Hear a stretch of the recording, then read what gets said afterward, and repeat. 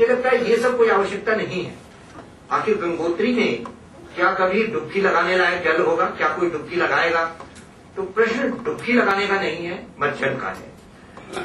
तो उसके लिए क्या गुणवत्ता अपेक्षित है, कितना प्रवाह अपेक्षित है, इसकी आवश्यकता मुझे लगता है कि पूज्य गुरुदेव जैसे हमारे संतों को और स्पष्ट करनी चाहिए कि वास्तव में अगर ये बात हो जहां minimum and ecological flow, environmental flow या इस प्रकार के शब्द उपयोग किए जाते हैं, ये सब सामान्य नदियों के लिए हैं।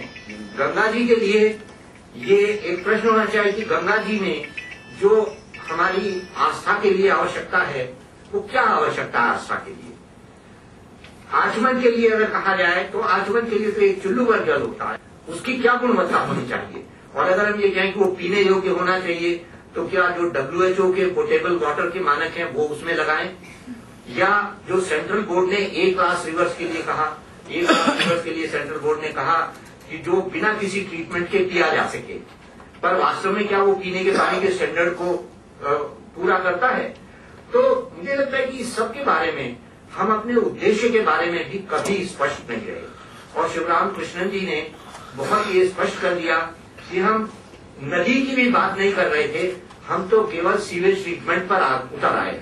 और जो कुछ Ganga action plan, Yamuna action plan की बात हुई वो केवल अर्बन डेवलपमेंट, अर्बन सीवेज और इस तरीके की उस पर बातें हुई, न वो किसी नदी को बचा सकती थी। और गंगा जी की तो बात ही बिल्कुल विशेष है।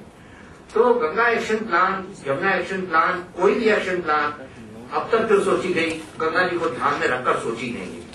गंगा जी की विशिष्टताओं को देखते हुए अगर कोई एक्शन प्लान हो सकती है तो वो केवल यही हो सकती है कि हम उनके साथ कोई छेड़छाड़ न करें, क्योंकि हम पूरी तरह समझते ही नहीं है कि उनके क्या विशिष्ट गुण हैं और क्या करने से वो विशिष्ट गुण नष्ट हो जाएंगे। अब यहाँ प्रश्न ये होता है कि गंगा जी के विरुद्ध क्या है। तो मुझे कई बार कहा जाता है कि मैं विकास विरोधी हूं, पर मेरा एक पर्यावरण के छात्र के नाते ये मानना है कि जिससे पर्यावरण को हानि होती हो ऐसा विकास सस्टेनेबल नहीं कहा जा सकता और शायद अवांछनीय ही होगा। पर फिर सस्टेनेबल की परिभाषा तो बहुत तरीके से लोग लगा लेते हैं। मैं तो इसमें ये कहूंगा कि ऐसी बिजली या ऐसी सिंचाई या ऐसी कृषि पैदावार जो गंगा माता का मांस नोचकर या गंगा माता के मूल्य पर की गई हो, हमें अस्वीकार कर देनी चाहिए। हमको कहना चाहिए कि गंगा जी को हानि होने से हमको उसमें से एक कंकड़ भी नहीं उठाना। अब यहाँ ये प्रश्न अवश्य उठता है, जैसा लोगों ने कहा कि आखिर बच्चे माँ का दूध भी पीते हैं, वो माँ को हानि पहुंचाकर नहीं, और अगर वो इतना हो कि उससे माँ के स्वास्थ्य को हानि होने लगे तो मुझे लगता है कि अच्छे बच्चों को उस दूध को भी नकार देना चाहिए।